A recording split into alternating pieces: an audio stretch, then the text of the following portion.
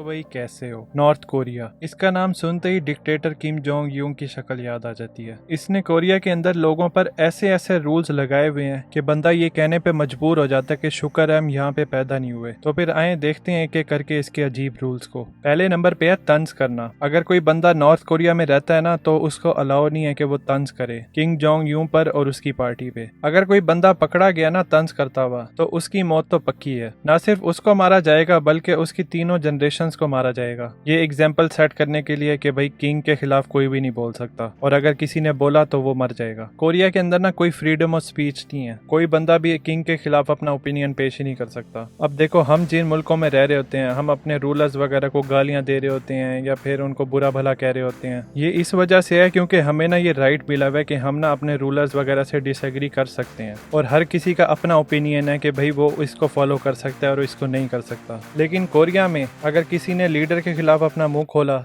तो फिर उसकी आंखें नहीं खुलेंगी। दूसरे नंबर पे है मातम करना। किंग जोंग यूंग का जब बाप और दादा मरे थे ना तो आपको ना नेट पे बहुत सारी वीडियोस मिलेंगी जहाँ पर लोग जो है ना वो पागलों की तरह रो रहे थे और ना गम का बहुत ज्यादा इजहार कर रहे थे। अब इसका तो मतलब ये हुआ कि लोग जो है ना वो बहुत ज्यादा प्यार करते थे उनसे, लेकिन ऐसा बिल्कुल भी नहीं है जैसा उन्होंने दिखाया था हमें। उन लोगों को ना जबरदस्ती बोला गया था किंग ने कि तुमने रोना है और सिर्फ ऐसे नहीं रोना बल्कि दिल से रोना है और अफसोस भी होना चाहिए। जब किंग जोंग का बाप मरा था ना तो इस पीरियड के अंदर किंग जोंग ने ना अपने सिपाही छोड़े हुए थे। वो इसलिए कि अगर कोई बंदा भी उनको दिखाई दे हंसता हुआ तो फिर उसको उसी वक्त मार दिया जाए। और वो लोगों को फोर्स भी कर रहे होते थे मॉन्यूमेंट्स में जाओ जाके वहाँ पे रो और अफसोस मनाओ किंग के मरने का। और ऐसे लोग जो सिंसियरली नहीं रो रहे होते थे ना उनको भी वो पनिश किया करते थे। तो पूरे नॉर्थ कोरिया में ना 10 दिन का सोग होता है। इन दिनों में ना कोई ड्रिंकिंग कर सकता है ना कोई म्यूजिक सुन सकता है। लोगों को फोर्स किया जाता है कि वो रोएं और सोग मनाएं। जो ऐसा नहीं करता वो उसको पनिश करते हैं। यानी रोगे तो तभी सरवाइव कर सकोगे। तीसरे नंबर पे है ओनिंग अ रिलीजियस बुक।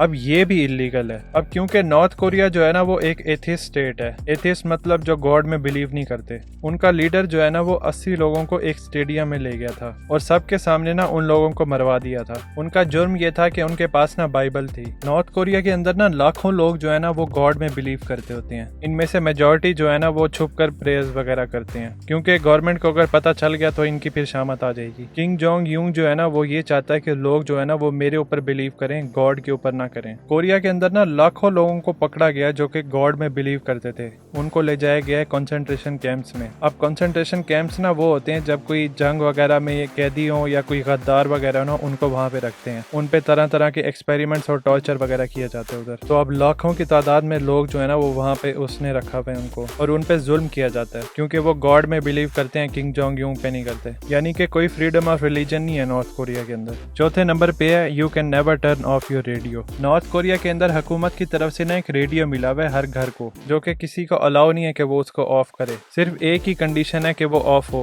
और वो है जब बिजली जाएगी। ये रेडियो जो है ना वो लोगों को बताएगा कि उन्होंने क्या करना है, उन्होंने क्या सोचना है और इसी रेडियो के थ्रू ना ब्रेन वॉश किया जाता है वहाँ के लोगों को। देखो अगर कोई नॉर्मल बंदा भी होगा ना वो एक बंदे को बार बार सुनेगा उसकी बातों को जो वो बता रहा है और दूसरों के बारे में वो बता रहा है तो एक पॉइंट के बाद आगे ना वो बिलीव करने लग जाएगा कि भाई हाँ ये सही कह रहा है। तो लोग जो है ना वो उसी को 24 घंटे सुन रहे होते हैं तो फिर वो इन्फ्लुएंस हो जाते हैं इसकी बातों से। किंग जोंग चाहता है कि वो लोगों की ना सोच को कंट्रोल करे जिसकी वजह से ना वो लोगों को इन्फ्लुएंस कर सकता है। एक दफा इन्फ्लुएंस कर लिया तो फिर उसके बाद वो कंट्रोल कर सकते हैं उनको पूरी तरह से। और एग्जैक्टली इस मुल्क में ना यही हो रहा है। किंग जोंग यूंग जो है ना वो दूसरे मुल्कों के खिलाफ ना अपने लोगों में जहर भरता रहता है और अपने आप को बताता रहता है कि भाई मैं इस तरह तुम्हारे लिए अच्छा कर रहा हूँ और इस तरह कर रहा हूँ। तो लोग जो है ना वो इजीली इन्फ्लुएंस हो जाते हैं उसकी बातों से। अब कोई और तो उसके खिलाफ बोल नहीं सकता तो जो वो बोल रहा होता है ना लोग वही सच मान लेते हैं। पांचवें नंबर पे है फॉरेन मूवीज एंड म्यूजिक। ये भी नॉर्थ कोरिया के अंदर ना बैन है। चलो मूवीज जो है वो तो बंदा अपने घर में ही देखता है ना तो उसका जो है वो ज्यादातर पता नहीं लगता। लेकिन म्यूजिक तो बंदा आते जाते बाहर ही सुनता होता है जैसे कि गाड़ी वगैरह में लगा लिया या फिर बंदा कभी कभी गुनगुना भी देता है। यही गुनगुनाने वाली गलती ना एक औरत ने कर दी थी। वो बंदी ना ऑफिसर थी और वो ऑफिस में काम कर रही थी तो वो साउथ कोरिया का गाना गा रही थी। तो वहाँ पे ना एक जासूस था, उसने नोट किया कि औरत ना फौरन फॉरेन गाना गा रही है। तो उस जासूस ने ना जाके हायर अथॉरिटी को ना रिपोर्ट कर दिया कि ये औरत ना फॉरेन गाने गा रही थी। तो फिर उस औरत को ना जेल में लेके जाया जाता है और वहाँ पे उसको इतना ज्यादा मारा जाता है कि उसके बाद वो चलने के काबिल भी नहीं रहती। इतना बुरा जुर्म है सिर्फ बाहर के म्यूजिक सुनने का। कोरिया में ना सिर्फ वो वाला गाना गाना अलाउ है जिसमें डिक्टेटर की ना बड़ाई बयान हो रही हो, और मूवीज जो है ना वो सिर्फ वही देख सकते हैं जो कि कोरिया के अंदर बनी हो, उसके अलावा नहीं।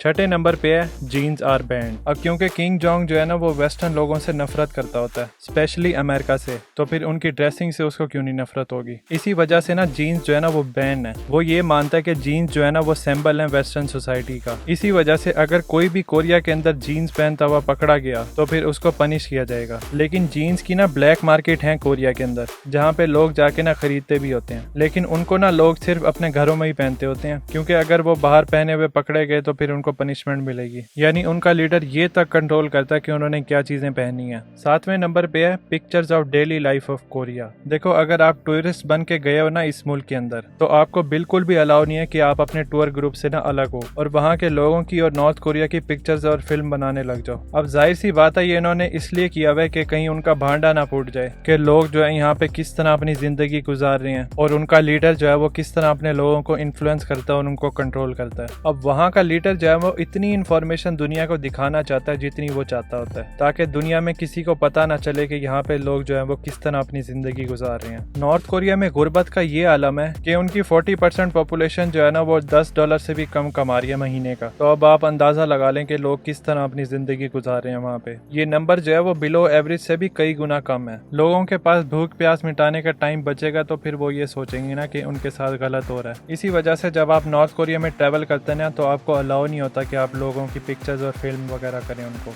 8वें नंबर पे है travel is illegal in Korea. वहाँ के लोगों के लिए नॉर्थ कोरिया को छोड़ना ना बहुत बड़ा जुर्म है। अगर नॉर्थ कोरिया के अंदर एक बंदा है और वो भागना चाहता है इस मुल्क से, तो फिर उसके पास एक ही रास्ता है, वो है जुगाड़ लड़ा के इस मुल्क से भागना। अगर किसी भी तरह कोई बंदा जो है वो इस मुल्क से निकल भी जाता है तो उसके पीछे लोग लगा दिए जाते हैं कि उसको मार दें, और अगर कोई भागने के बाद वापस आ जाए इस मुल्क में तो फिर उसकी मौत उसका इंतजार कर रही होगी। चलो, दूसरे मुल्क जो है वो नहीं जा सकते, ये बात जो है वो थोड़ी बहुत समझ भी आती है बंदे के दिमाग में, लेकिन यहाँ पर तो उन्होंने अपने कंट्री के अंदर भी ट्रैवल करना बैन किया हुआ है, और अगर किसी ने ट्रैवल करना भी है तो उसको परमिट लेना पड़ेगा। ये तो बहुत ही अजीब कानून है। ये लोग तो किसी दूसरे टाउन ट्रैवल करने से भी महरूम है। हमारा सही है वैसे, अगर हमने कहीं नई जगह खाना वगैरह ट्राई करना हो या फिर कहीं एडवेंचर के लिए जाना हो तो हम मुंह उठा के चले जाते हैं। इवन के कुछ लोग तो अपने घर भी नहीं बताते, लेकिन यहाँ पे तो हुकूमत को बताना पड़ता है। इस तरीके से नॉर्थ कोरिया का लीडर जो है ना वो अपने लोगों को कंट्रोल करता होता है। ये सारी बातें ना हमें यमनी पार्क ने बताई हैं। ये नॉर्थ कोरिया में रहती थी और वहाँ से ना भाग के आई थी, और अब ये अमेरिका में रहती हैं। वैसे शुक्र करना चाहिए कि हम इस मुल्क में पैदा नहीं हुए। वीडियो अगर अच्छा लगा तो चैनल को सब्सक्राइब जरूर करिएगा। Thanks for watching.